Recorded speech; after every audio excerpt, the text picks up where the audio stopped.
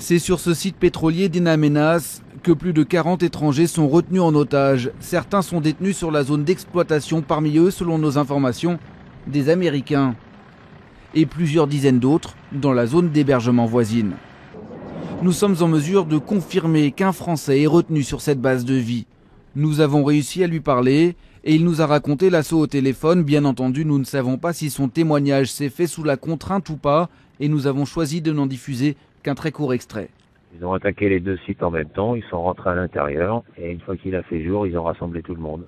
L'homme travaille pour les 3 sociétés qui exploitent le site. Il affirme qu'auprès de lui sont retenus des Anglais, des Japonais, des Norvégiens, des Philippins, des Sud-Coréens et des Malaisiens.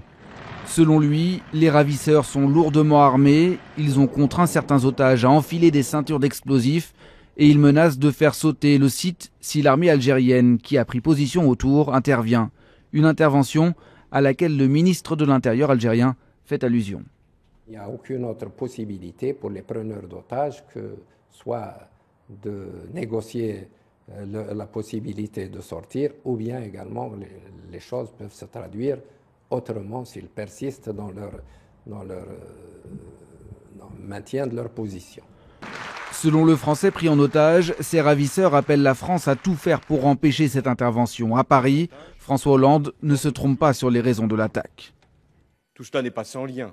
Chacun l'aura compris, par rapport à l'action que nous menons, la France, mais également les pays africains et tous ceux qui participent à ce qu'on appelle la MISMA, qui a vocation à permettre au Mali de retrouver le plus tôt possible son intégrité territoriale.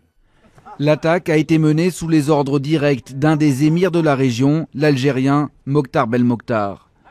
Les ravisseurs que nous avons joints affirment avoir mené cette attaque contre l'Algérie qui a autorisé la France à survoler son espace aérien pour mener des raids au Mali.